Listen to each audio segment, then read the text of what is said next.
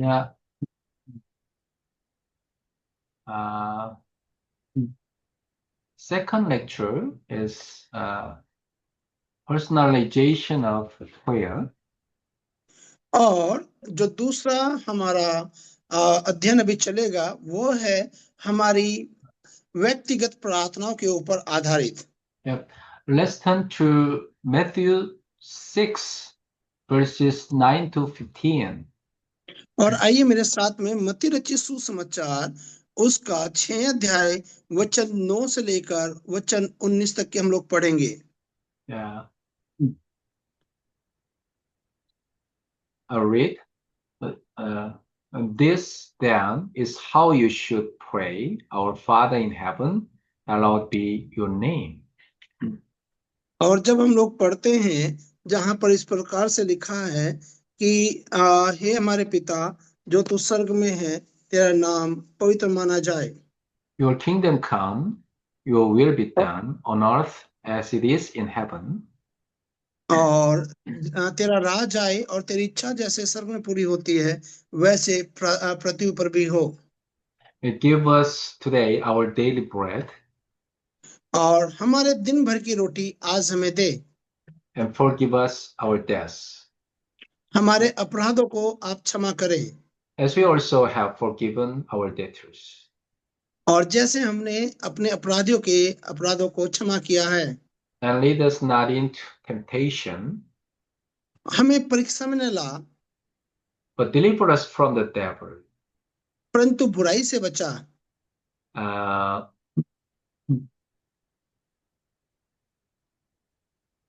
for if you forgive other people when they sin against you, your heavenly Father will also forgive you.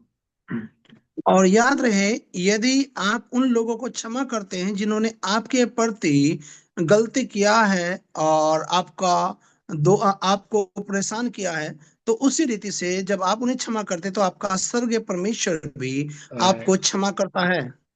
But if you do not forgive others their sins, your Father will not forgive your sins.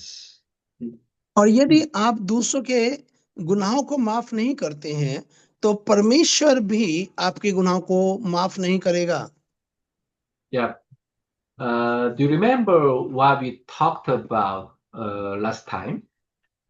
क्या आपको याद है कि हमने पिछली बार किन बातों के ऊपर चर्चा किया था? Uh, First lecture was about personalizing the gospel. और हमने अध्ययन किया था कि सुसमाचार के ऊपर किस प्रकार हमें कैसे महत्व देना है What does that mean? और उसका मतलब क्या था।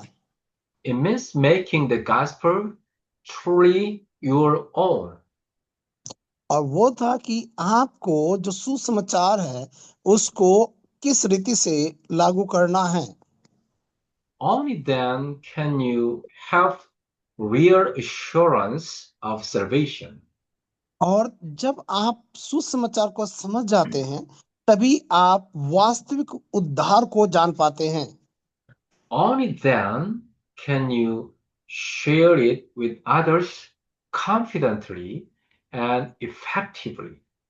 और तभी आप उस उद्धार को दूसरों के साथ में आत्मविश्वास और उत्साह के साथ में बता पाएंगे। The very thing you need to know this the day you first turned away from God. और पहला ये है कि जब आप परमेश्वर से अलग होते हैं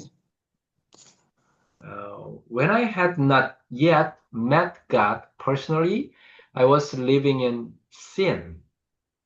और जब आप व्यक्तिगत रीति से परमेश्वर से आप नहीं मिले थे उसका मतलब था कि आप पाप में अपने जीवन को बिता रहे थे Yeah, I was living in death. और उस समय आप मृत्यु के साथ अपने जीवन को बिता रहे थे I was bound by the power of Satan. और आप उस समय शैतान के शक्तियों से बंधे हुए थे। The Bible calls this a curse. और बाइबल बताती है कि वो एक श्राप था It's a state of being bound by destiny. और ये था कि आपका जो उद्देश्य था और जो आपका लक्ष्य था उससे आप बहुत दूर थे। Uh, if you look at my family growing up, there was constant adultery in the house. भारतीय ना हो। ममता बहन, आपकी आवाज आ रही है, अपना माइक बंद कर लीजिए ममता बहन। Thank you. Yes Okay. Pastor. When I look at my family growing up, there और was जब मैं constant up, adultery in the house. और जब मैं अपने परिवार को देख रहा था कि वो किस प्रकार से प्रभु में बढ़ रहे हैं, So our home was a place where spiritual forces were active. और मैं उस प्रकार को देखा कि जो आत्मिक जो आ, युद्ध है वो किस रीति से कार्य कर रहा है। What does a home dominated by evil spirits look like? और जो घर था वो उस प्रकार से दिख रहा था कि वो जो घर है वो दुष्ट आत्माओं के नियंत्रण में है। Division and conflict. और हमेशा लड़ाई झगड़ा और आपस में फूट पड़ी हुई थी। Family members constantly fight together. और लगातार जो परिवार के सदस्य थे वो आपस में एक दूसरे के साथ झगड़ते रहते थे। It was a place of complete darkness. और वो जो स्थान था वो पूरी रीति से अंधकार में था। You cannot see it with your eyes, और आप अपनी आंखों से उन चीजों को नहीं देख सकते थे। but spiritually, there were many forces at work. और आप आत्मिक रीति से देख सकते थे कि बहुत सी ऐसी शक्तियां थी जो उसमें काम कर रही थी। This is exactly the condition of a person who has turned away from God, a non-believer. और ये वो चीजें थी कि वो उस प्रकार से थे कि जिस प्रकार से एक अविश्वासी का जीवन होता है। But our God, in His mercy, opened the way for us और परमेश्वर ने अपनी दया के कारण अपने अनुग्रह के दरवाजे को हमारे ऊपर खोला to meet Him. ताकि हम उससे मिल सके। Yeah, we were trapped in destruction. Can you say again pastor? Yeah, we were trapped in destruction in the और past. उस समय हम लोग जो हैं वो बर्बादी के राह पर थे। Yeah, that way is Jesus Christ. और इस रीति से यीशु मसीह हमें मिला। Yeah, Jesus is His name, and Christ is His title. और इसलिए यीशु उसका नाम है और जो उसका टाइटल है वो यीशु मसीहा है। Yeah, the duty of Christ has three aspects: और यीशु मसीह की जो दैविकता है उसके 3 रूप हमें देखने को मिलते हैं। king, priest, and prophet. और ये 3 है कि वो सच्चा राजा है, वो सच्चा भविष्यवक्ता है और वो सच्चा याजक है। As king, he binds the power of Satan. और वो एक राजा के रूप में जब कार्य करता है तो वो शैतान के सारे हथियारों को, सारी सेना को वो बांध देता है। Anyone who believes in Jesus is freed from the hands of demonic powers. और जो कोई उसमें विश्वास करता है वह शैतान के हाथों से उसको छुड़ाता है। That's why shamans are able to influence people. They are under the control of evil spirits. और इसलिए जब हम देखते हैं सैमुअल लोगों को ये समझाता है कि वो जो हैं वो दुष्ट आत्मा के नियंत्रण में हैं।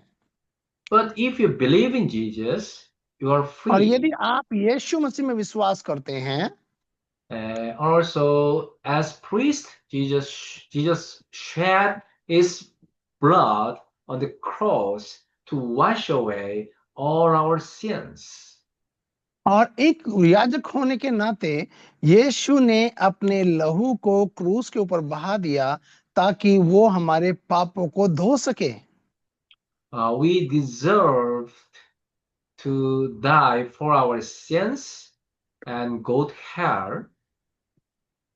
और हम हमारी जो परिस्थिति वो ये थी कि हम पाप में मरे और But, पाप में मरकर हम लोग नरक में जाएं।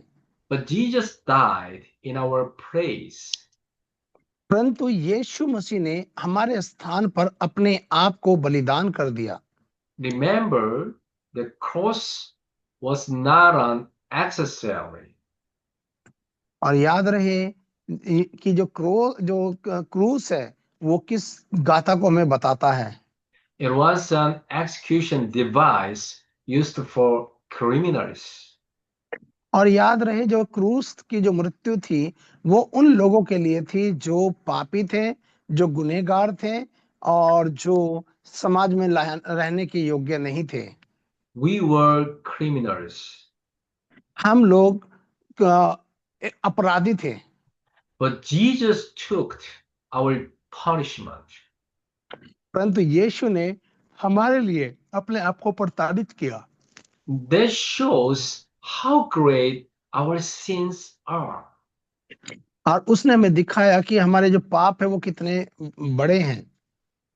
In addition, as prophet, Jesus becomes the way to meet God.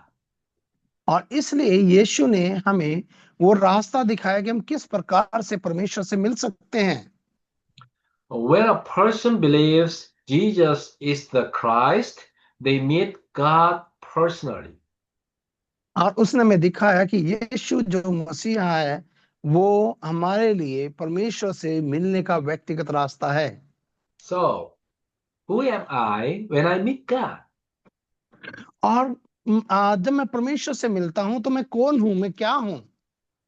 I'm a person who has received Jesus as my Savior and Lord. और मैं वो व्यक्ति हूँ जिसने यीशु मसीह को अपना व्यक्तिगत प्रभु और परमेश्वर के रूप में उसे ग्रहण किया है। In the center of your heart, there is a throne where you once sat as master of your life. और आज जो आपके दिल के सिंहासन पर जो गद्दी थी उसमें पहले आप अपने आप को अपने जीवन का मालिक बताते थे। When you welcome Jesus as Lord, He takes the throne and you become God's child. और जब आपने यीशु मसीह को ग्रहण कहा प्रभु आप मेरे दिल के सिंहासन पर विराजमान हो, और तब उस समय से आप परमेश्वर की संतान बन जाते हैं। Once you become a child of God, the Spirit of God dwells within you. याद रहे, जब आप परमेश्वर की संतान बन जाते हैं तब परमेश्वर का आत्मा आप में वास करता है। And the Holy Spirit is always with you. और याद रहे, पवित्र आत्मा आपका हमेशा स्वागत करता है। When God dwells in a person, they are called a child of God. याद रहे, जब परमेश्वर आपको बुलाता है तब आप परमेश्वर की संतान बन जाते हैं। And a home that houses God is called a temple. और याद रहे, जिस घर में परमेश्वर वास करता है वह घर परमेश्वर का मंदिर बन जाता है। So your body आमीन। becomes a temple.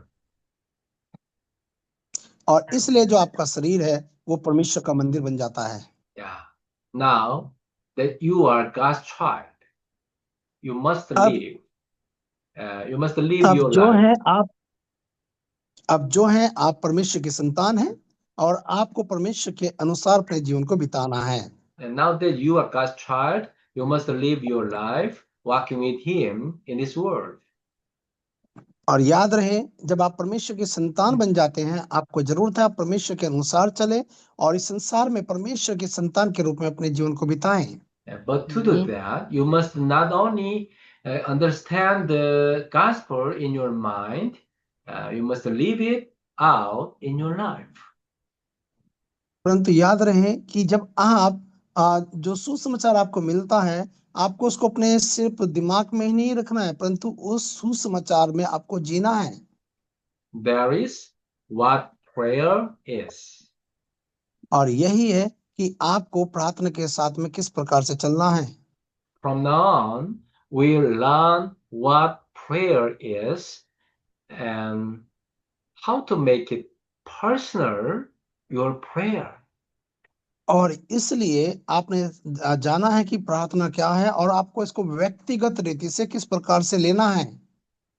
Jesus taught his disciples how to pray. और यीशु मसीह ने अपने चेलों को सिखाया कि उन्हें किस प्रकार से प्रार्थना करना है। This teaching is both a model for how we should pray and a guide for prayer.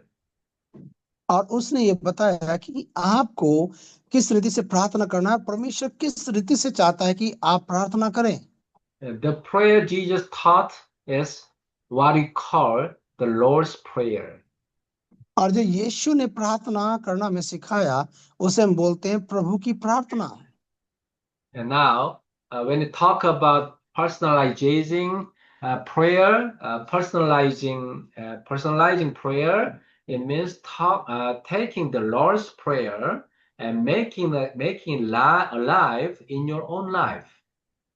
और जब आप बात करते हैं व्यक्तिगत प्रार्थना की, इसका मतलब ये है कि आप प्रभु की जब प्रार्थना आप करते हैं, आप उसे अपने जीवन में व्यवस्था के रूप में ग्रहण करते हैं। Faith should not remain only in your head. और जो विश्वास है वो सिर्फ आपके मस्तिष्क में ही नहीं रहना है, दिमाग It, में ही नहीं रहना है, it must be experienced and lived in your daily life.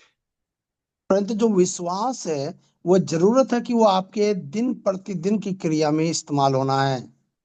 Yeah, taking the gospel and living it in your life is what we call prayer. याद रहे, सुसमाचार आप अपने जीवन में लेते हैं और उस सुसमाचार को लेकर आप उसे प्रतिदिन अपने जीवन में जीते हैं। आमीन, hallelujah. Yeah, in fact, while we live on this earth until we enter heaven, prayer is something we must always do. याद रहे, जब तक कि आप इस दुनिया में रहते हैं, जब तक आप स्वर्ग में प्रवेश नहीं करते हैं, प्रार्थना वो चीजें हैं जो आपको परमेश्वर से मिलाती हैं। Even now, as you breathe, your soul is also breathing spiritually. That is prayer. और याद रहे, जब आप उसे पढ़ रहे हैं तो इसका मतलब है कि आत्मिक रीति से आप परमेश्वर को पढ़ रहे हैं। Prayer is the breath of the soul. और याद रहे, जो आपकी जो प्रार्थना है वो आपकी आत्मा की शक्ति है। If your breathing stops, you die. और याद रहे, अगर आप पीछे की ओर हटते हैं तो आप मृत्यु की ओर बढ़ते हैं। Likewise, a soul that does not pray is spiritually dead. याद रहे, जो आत्मा के साथ प्रार्थना नहीं करते हैं वो आत्मिक रीति से मृत्यु की ओर बढ़ते हैं। When you breathe, oxygen and energy enter your body. और जब आप सांस लेते हैं तब आप अपने शरीर में सामर्थ्य को लेते हैं और वो आपके शरीर को सामर्थ्य पहुंचाती है।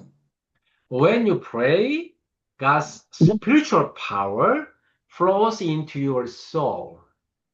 और याद रहे, जब आप प्रार्थना करते हैं तब आप प्रार्थना की जो चीजें हैं वो आपके आत्मा में जाती हैं और वो आपको आत्मिक रीति से मजबूत करती हैं।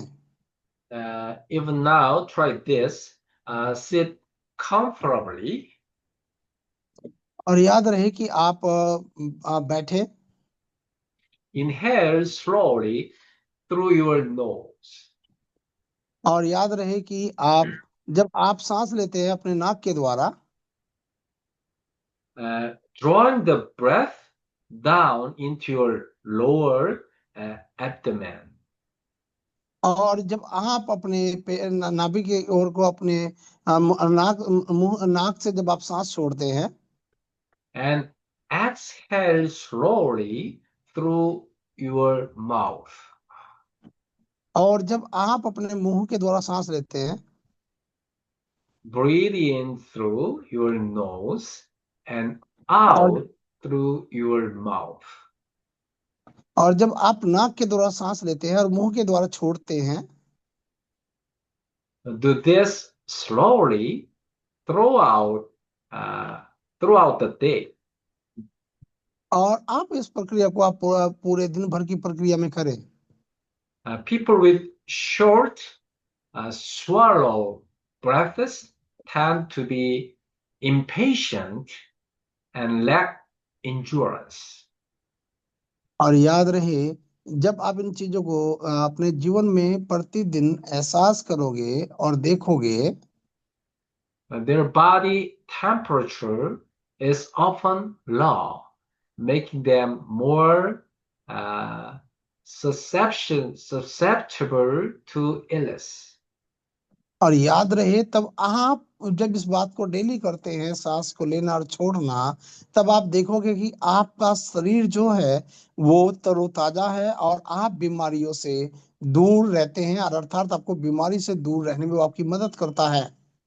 The normal body temperature is 36.5 C, but those who under 36 C tend to fall sick more easily. और जो लोग जिन लोगों के शरीर का जो तापमान है 33 से नीचे रहता है वो वो सही रहता है और जिनका 36 तक रहता है वो लोग जल्दी बीमार होने की संभावना रहती है। सिस्टर ममता अपना माइक म्यूट कर लीजिए। Sister Mamata Okay, so even if you are not feeling well, oh, wait a minute. Just give some time pastor ji. Sister Mamta phone आपका ऑन है, आवाज आ रही है बहुत। Can somebody call to sister Mamta to put the mic off? Sorry, Abhishek Pastor. Okay. Okay, thank Yes, you. yes, Pastor ji. Yeah. So even if you are not feeling well, try taking deep, slow breaths. और यदि आप अच्छा महसूस नहीं कर रहे हैं, आपको लग रहा है कि आपकी बॉडी साथ नहीं दे रही है, आप धीरे से सांस लेना और छोड़ना आप शुरू करें। Just this alone brings energy and strength to your body. और जब आप इस प्रक्रिया को करते हैं तब यह आपके शरीर को सामर्थ्य प्रदान करती है।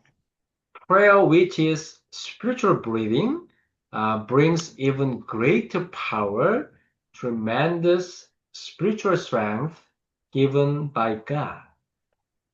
और याद रहे जब उस रीति से आप प्रार्थना करते हैं तब आपको अद्भुत रीति से सामर्थ परमेश्वर की ओर से प्रदान मिलती है और आपको आत्मिक सामर्थ प्रदान होती है।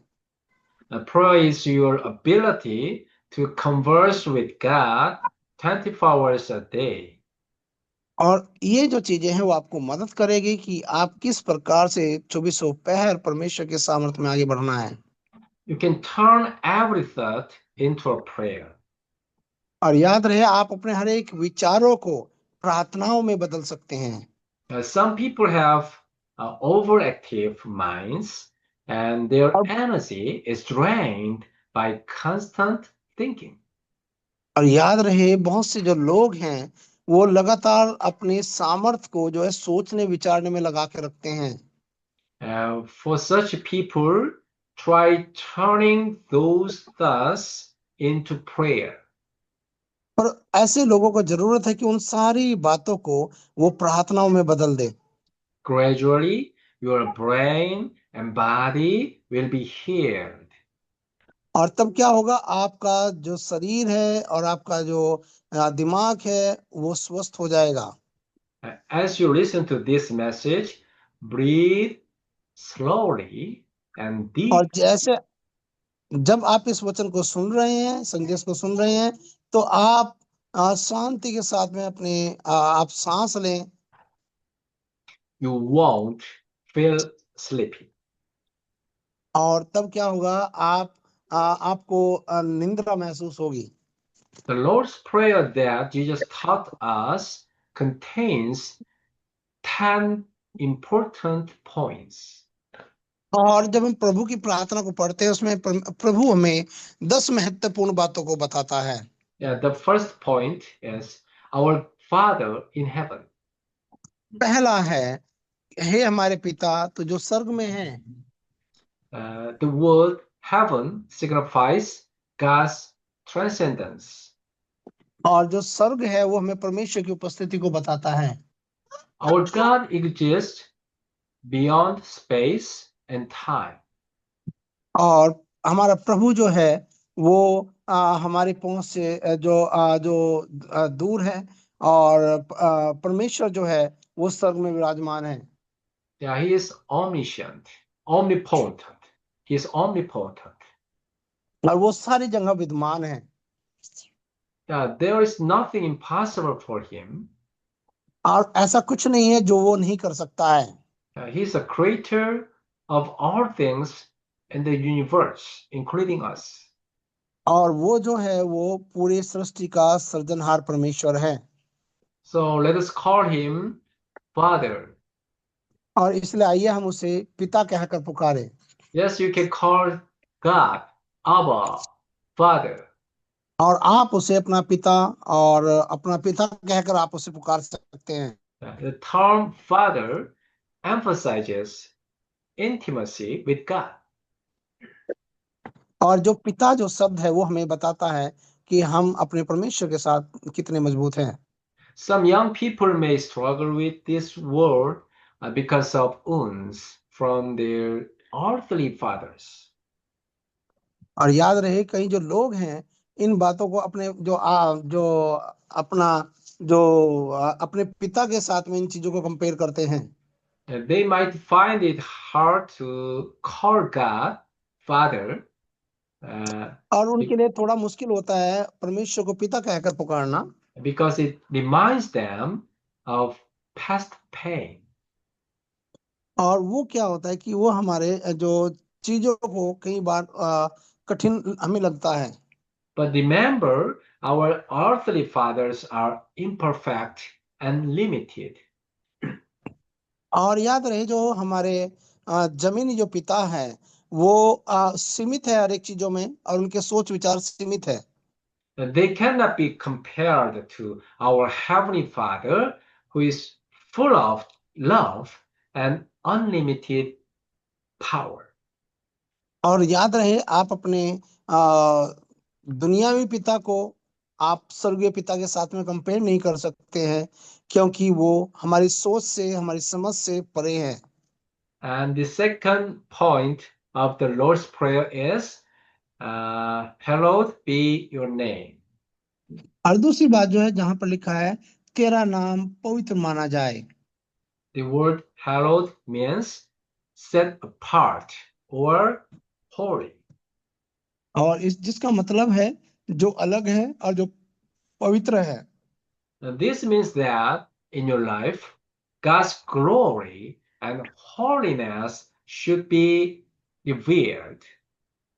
और इसका मतलब यह है कि परमेश्वर जो है वो पवित्र है, और वो महान है, और पवित्र परमेश्वर है। When we pray, say, Lord, may your holiness be revealed in my life. और हम इस बात को कहते हैं कि हे परमेश्वर, आपका जो पवित्रता ही है वो मेरे जीवन में आने पाए। As God's children, everything you say and do should reflect Him. और परमेश्वर की संतान होने के अनुसार हमारे लिए जरूरी है कि उसकी सारी जो बातें हैं वो हमारे जीवन के द्वारा प्रज्वलित होने पाए। If a believer speaks harshly or behaves poorly, others may question. और याद रहे, यदि जो विश्वासी हैं, यदि आपका जीवन सही नहीं है, तो जो दूसरे लोग हैं वो आपके जीवन के ऊपर प्रश्न उठाते हैं। Is that really a child of God? और क्या वास्तव में ये परमेश्वर की संतान है? Remember, Amen. your life should display God's glory so आमीन। people see. आमीन। जरूरत है कि आपका जो जीवन है वो परमेश्वर की महिमा को प्रदर्शित करना है। Believers are truly different. और याद रहे कि जो विश्वासी है वो पूरी रीति से उस चीज को जानना है। We should also believe in God. हमें जरूरत है कि हम परमेश्वर में बने रहना है। When this Amen. happens, your life becomes a testimony. आमीन। और जब आप इन चीजों में बने रहते हैं तब आपका जीवन जो है वो गवाही बन जाता है। Even in your workplace, your example can bring others to faith. और याद रहे यहाँ तक कि जो काम आप करते हैं आपके कामों में भी आपका जो जीवन है वो दूसरों के लिए एक गवाही का कारण बन जाता है। And the third point is to pray, your kingdom come. और तीसरी बात यह है आपका राज्य आए। The word kingdom refers to God's reign and authority. और जो बात होती है कि तेरा राज्य आए ये हमें बताता है कि वो पावर में है और वो अधिकार में है और परमेश्वर राज करता है। What does it mean for God's kingdom to come in a world ruled by the devil? और ये क्या है क्योंकि जो ये संसार है वो शैतान के द्वारा चलाया जा रहा है, शैतान के कंट्रोल में है, उसके नियंत्रण में है। It means the kingdom of the devil will be overthrown and और God's इस kingdom will be established. और इसका मतलब ये है कि जो शैतान का जो नियंत्रण क्षेत्र है वो समाप्त हो और उस स्थान पर परमेश्वर राज करे। आमीन hallelujah. Where should it establish? और ये कहाँ पर स्थापना होना है? In our hearts, our families, our churches, and our regions, the world in which we live. और याद Amen. रहे ये हमारे जीवन में, हमारे घर में, हमारे राज्य में और इस दुनिया में जहां पर हम रहते हैं उस स्थान पर ये स्थापित होना है परमेश्वर का राज्य। Pray that God's reign will come wherever you go. और याद रहे परमेश्वर का राज्य वहां पर आएगा जहां जहां आप जाओगे। Yeah, whenever I enter my home, I grab the door handle and pray, Lord, this house belongs to your kingdom. और आप याद रहे आप परमेश्वर से कहना प्रभु ये घर तेरा है और आप इस पर राज करें। Let your kingdom come here. प्रभु होने दे तेरा राज्य आए। When I visit the members, our members' home, where our people live, I pray every time, Lord, hear our important disciples. और याद रहे पास जिस प्रकार से कह रहे हैं कि जब वो अपने विश्वासियों के घरों में जाते हैं वो इस बात की घोषणा करते हैं कि प्रभु ये वो तेरे लोग हैं जो तेरे साथ जीते हैं और तेरा राज्य इनके ऊपर आए। May your kingdom come here. प्रभु होने दे तेरी उपस्थिति इनके जीवन पे आ जाए। सिस्टर ममता आपका फोन फिर ऑन हो गया है। Can somebody call Mamta? Sister Mamata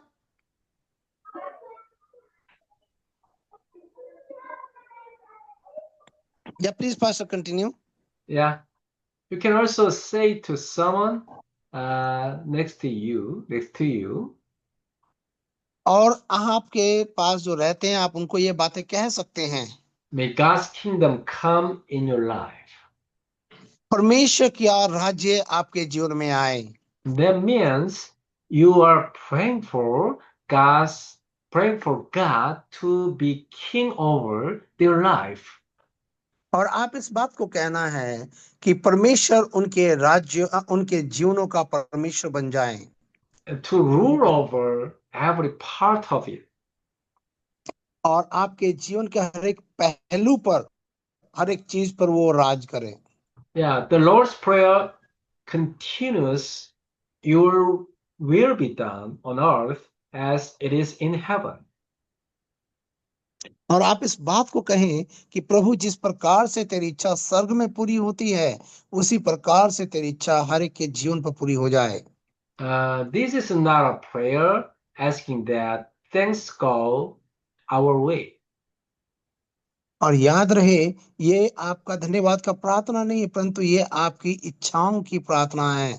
Instead, we are praying that God's will be accomplished और आप इस बात की घोषणा करते हैं कि परमेश्वर की इच्छा और योजना पूरी हो and that we will obey His will. और हम जो हैं उसकी इच्छाओं को मानेंगे उसकी आज्ञाओं को मानेंगे। Many people pray selfishly, और बहुत से लोग जो हैं वो अपने भले के लिए प्रार्थना करते हैं। Lord, this is what I want, प्रभु ये वो है जो मैं चाहता हूँ। so you must make it happen.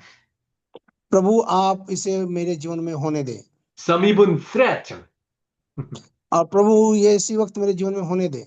Jesus, if you don't do this, I won't go to church. और प्रभु यदि आप इसको होने नहीं दोगे तो मैं जो चर्च में भी नहीं जाऊंगा। This is no different from idol worshippers going to an idol and demanding it act for them. और ये उस प्रकार से जिस प्रकार से अन्य जाति लोग मूर्तियों के सामने जाते हैं और कहते हैं ये मेरे जीवन में होना चाहिए और आप उनसे उनकी इच्छा के अनुसार काम करने के लिए आप उनसे कहते हैं। If everything happens according to your own will, your will be ruined. और याद रहे यदि हर एक चीज आपकी इच्छा के अनुसार परमेश्वर करने लगे तो हर एक जो चीज है वो व्यर्थ होने लगेगी। Don't be discouraged if things don't go your way. याद रहे कोई भी ऐसी चीजें ना करे जो व्यर्थ में हो। God's will must prevail. परमेश्वर की जो इच्छा है वो आपके जीवन में पूरी हो। The best situation is when God's will and your will align. याद रहे परमेश्वर की इच्छा आपके जीवन में पूरी होनी है ना कि आपकी। That is true faith. और याद रहे आपको परमेश्वर में पूर्ण विश्वास रखना है। Such a person can pray for anything and God will answer. और याद रहे जब मनुष्य इस प्रकार से प्रार्थना करता है तो परमेश्वर उसकी प्रार्थना को सुनता है। And also the next point is give us today our daily bread. और अगला जो पॉइंट है वो ये है कि आप हमें आज की रोटी आज हमें दे। Westerners may interpret this simply as give us bread for today, but there's more depth. और हो सकता है कई लोग उसको अनुवाद ये करते हैं कि हमें आज की रोटी आज हमें दे परंतु इसका जो मकसद है जो इसकी भाषा है वो उससे भी और गहरी है। Back in Jesus' time, people could be grateful just for one meal a day. और यीशु मसीह के समय के दौरान में यदि लोगों को पूरे दिन में एक टाइम का ही खाना मिल जाता था तो वो उनके लिए एक बहुत बड़ी आशीष थी और बहुत बड़ी बात थी उनके लिए। There was no abundance of 3 or 4 meals like we have today. और उन दिनों में जैसे आज हमें तीनों टाइम खाना मिलता है उन दिनों में तीनों टाइम का खाना मिलना एक बहुत बड़ी बात होती थी। In fact, eating too much today brings various illnesses. और आज हम ये देख सकते हैं कि हाँ आज हमारे पास में भरपूरी के साथ में खाना है। So when Jesus said, give us today our daily bread, और जब यीशु ने कहा आज की रोटी आज हमें दे he was teaching gratitude for what we have and trusting God for tomorrow. और वो उस समय वो ये बोल रहा था कि आज की रोटी आज हमें दे, और वो कल के लिए परमेश्वर में भरोसा कर रहा था। Do not worry about tomorrow. आप कल की चिंता ना करें, Seek today's provision from God. और आज प्रभु से आप आज का प्रावधान ढूंढे, And tomorrow He will provide. और कल जो है वो हमें कल की चीजें देगा। When I raised my daughters, I had meals planned for the week. और जब वो अपने बेटियों को बढ़ा रहे थे, और तब वो उनके लिए सप्ताह भर के लिए खाने का इंतजाम करते थे। They never needed to worry about what to eat because I knew what they needed and provided for them. और उनकी बेटियों को कभी उस बात की चिंता नहीं होती थी वो कल क्या खाएगी, क्योंकि उनके पिता को मालूम था उनकी क्या क्या जरूरतें हैं। Similarly, God provides for our needs. और उसी रीति से परमेश्वर हमारी सारी चीजों को पूरा करता है। Do you believe this? क्या मैं विश्वास करता हूँ? हाँ, मैं विश्वास करता हूँ। Yeah. I was trained in this discipline even as a seminary student. और आज भी मैं अपने जो सेमिनार के जो विद्यार्थी हैं उनको इन बातों के सिद्धांत को बताता हूँ। There were times we were so poor we couldn't even afford meals. और एक समय था जब वो एक समय का भी जो भोजन वस्तुएं थी उनके पास नहीं होती थी। I remember thinking, how can I help? और उस समय वो सोच रहे थे कि ये मेरे पास कैसे हो सकता है। And then receiving guidance to provide for them. और वो उन्होंने उनको परमेश्वर ने अगुवाई किया, मार्गदर्शन किया कि वो किस प्रकार से इन चीजों का प्रबंध कर सकते हैं। Yeah, I could help others. और उन्होंने कहा वो दूसरों को मदद कर सकते हैं। Even as adults, we can pray honestly. और यह अगर समय तो हम प्रार्थना कर सकते हैं, Lord, I haven't eaten all day.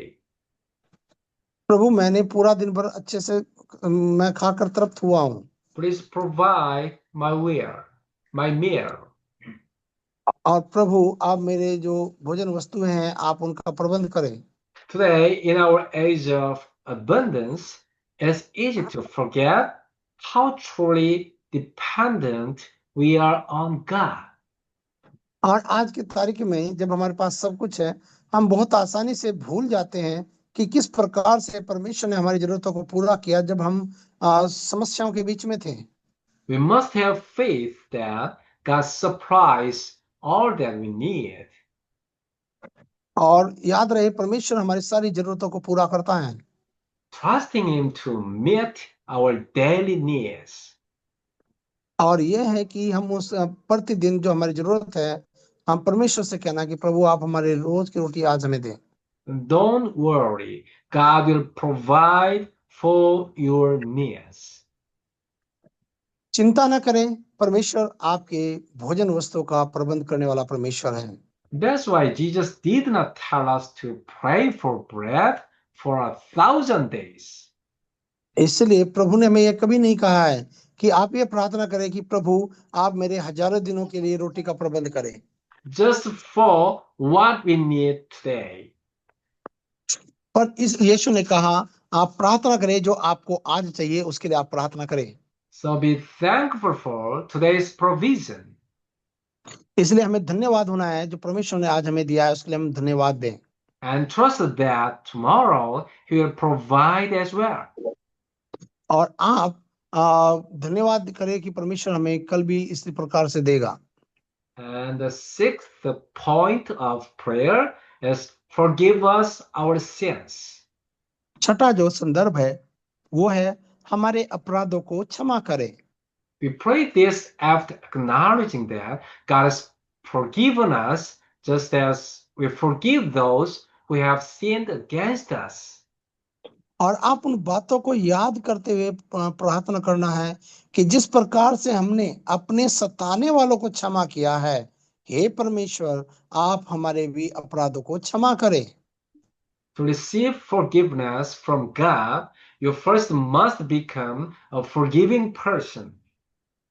और आप याद रहे कि आप परमेश्वर से क्षमा मांगने से पहले जरूरत है कि आपके प्रति जिसने गलत किया है आप उसको क्षमा करें। How about you? You are a sinner deserving of hell. और आप इन बातों को याद रहे और याद रखना है कि आप पापी थे और परमेश्वर ने आपके सारे अपराधों को क्षमा किया है। Yet God forgave you.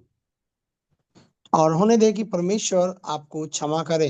So if someone offends you with a word or action and you hold hatred in your heart, you cannot truly ask God for forgiveness.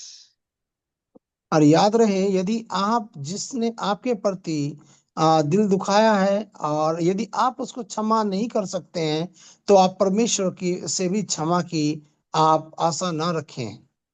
And the next prayer is, let us not into temptation. और सातवें जो point है वो ये है, हमें परीक्षा में ना ला। Why? क्यों? Because we are weak humans, कारण क्या है? क्योंकि हम कमजोर हैं। especially vulnerable to sin. कारण क्या है कि हम पाप में पड़े हुए थे। We are easily tempted by the world, कारण क्या है कि हम संसार के द्वारा बड़ी आसानी से हमें भरमाया जा सकता है। so pray that God will protect and guide us so we do not fall into sin. और इसलिए आपको जरूरत है परमेश्वर से प्रार्थना करें कि परमेश्वर आपको परीक्षा में ना पड़ने दे, परंतु परमेश्वर आपको बुराई से बचाए। Uh, this does not mean God removes all trials. और इसका मतलब ये नहीं है कि परमेश्वर आपको हर एक परीक्षा में पढ़ने नहीं देगा। Trials may exist, याद रहे आपके जीवन में परीक्षाएं बनी रह सकती हैं, but He will help us not to succumb. पर वो आपको इतना जरूर मदद करेगा कि आप उसमें लगातार सुरक्षित रहें। And the eighth point is deliver us from evil. आठवां जो पॉइंट है वो ये है कि हमें बुराई से बचा। There are evil forces, namely Satan. और कारण क्या है? क्योंकि जो समस्याएं हैं वो घेरे रहती हैं। Pray for God to protect you so you इसलिए can जरूरत है overcome. कि आप परमेश्वर से प्रार्थना करें कि वह आपको बचा कर रखें So you can overcome these forces. और आप जो है आप बुराई के ऊपर विजय पा सकते हैं। Evil spirits know our weakness also. याद रहे जो दुष्ट आत्माएं हैं वो हमारी कमजोरियों को जानती हैं। So ask God for His grace to prevail over them. और इसलिए जरूरत है परमेश्वर से आप प्रार्थना करें कि वह आपको बुराई से बचाए रखे। The ninth point is, for the kingdom, the power, and the glory are yours forever. और जब हम पढ़ते हैं 90 पॉइंट में वो लिखा है कि आ, महिमा, राज्य और वैभव हमेशा हमेशा तेरा है। Everything belongs to God. सब कुछ परमेश्वर का है। All that we have, our life, our possessions, our family is God's. याद रहे जो भी है वो सब कुछ परमेश्वर का है, चाहे वो हमारा परिवार हो, चाहे हमारी उपाधि हो या हमारी जितनी भी चीजें वो सारी परमेश्वर की हैं।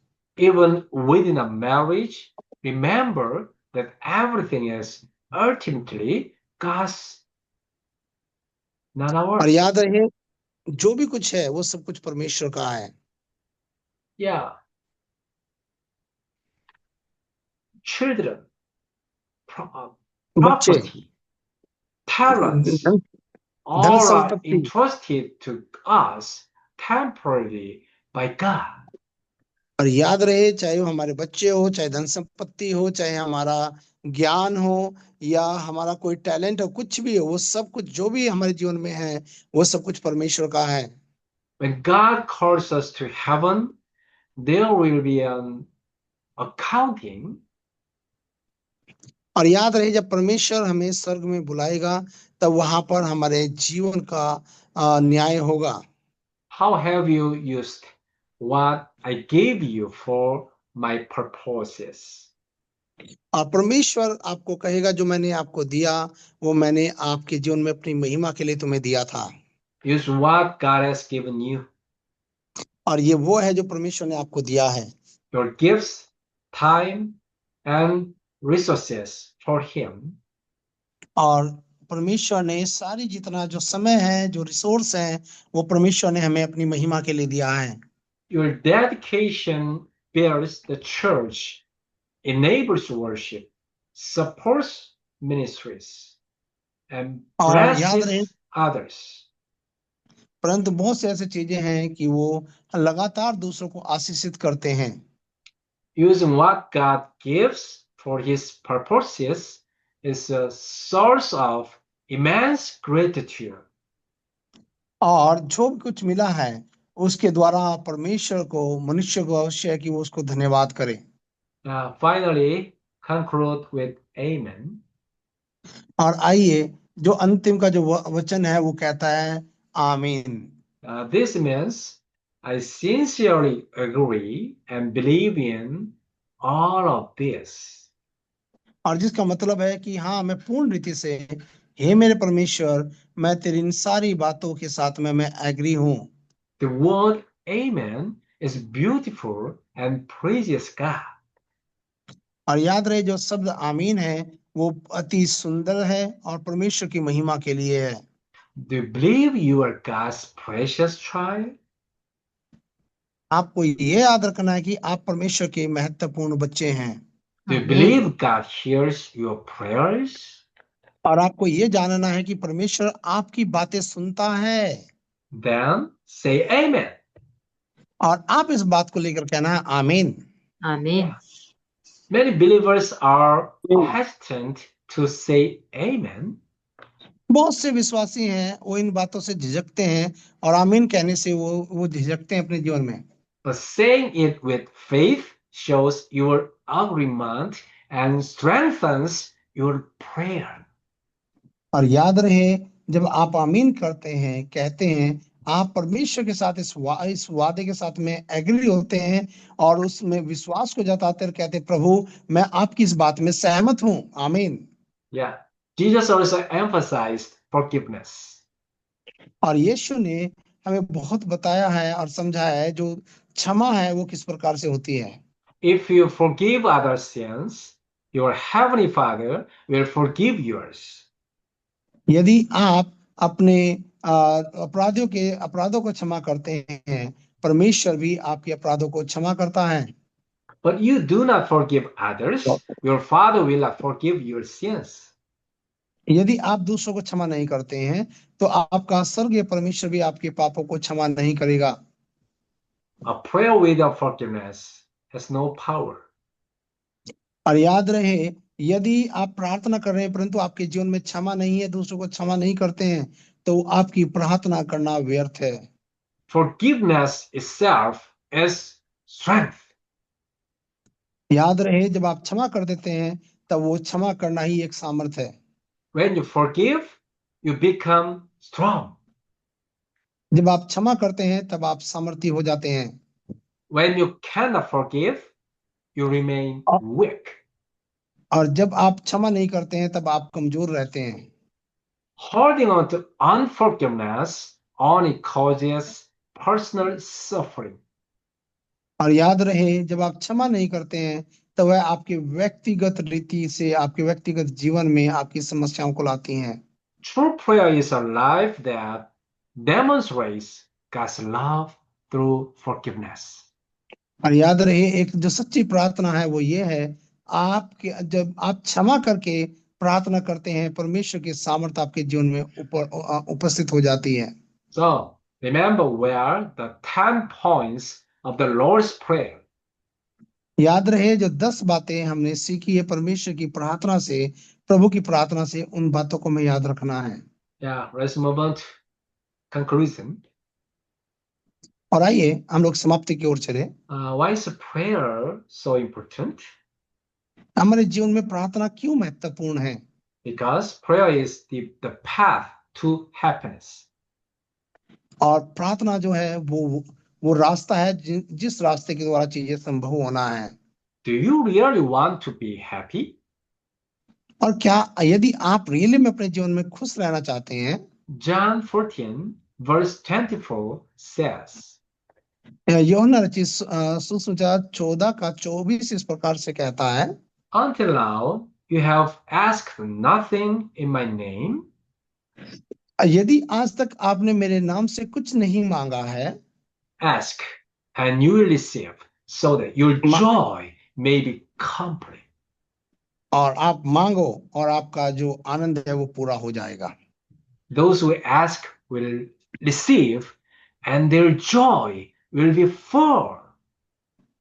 और याद रहे जब आप मांगोगे और वो आपको दिया जाएगा और आपका जो आनंद है वो पूरा हो जाएगा। And John 14 verse 14 says, और जब आप 14 का 14 जब आप पढ़ते हैं, if you ask anything in my name, I will do it. और यीशु ये कहता है जो भी तुम मेरे नाम से मांगोगे मैं उसको यहाँ पर करूंगा। Prayer means that God works on your behalf. और याद रहे प्रार्थना का मतलब है कि आपके स्थान पर परमेश्वर काम करना शुरू कर देता है जब आप प्रार्थना करते हैं। Prayer is walking with God. प्रार्थना का मतलब है परमेश्वर के साथ साथ चलना। And John 15 verse 7 says, और यूहन्ना 15 का 7 इस प्रकार से कहता है, if you remain in me and my words remain in you, ask और यदि whatever you wish and it will be done for you. और जो कुछ तुम मेरे नाम से मांगोगे वह तुम्हें मिल जाएगा और जो मुझ में बना रहेगा वो आशीष से पाएगा। Prayer is the breath of life walking in God's word. और याद रहे प्रार्थना ये है कि आप परमेश्वर के साथ उसके वचन के साथ अपने जीवन को बिता रहे हैं। Why is prayer important? प्रार्थना क्यों महत्वपूर्ण है? Because it is the weapon for victory in spiritual warfare.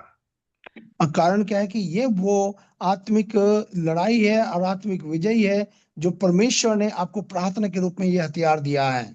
There's always a spiritual battle in your life. याद रहे आपके जीवन में हमेशा आत्मिक युद्ध छिड़ा रहता है। The devil's goal is to cause you to fail.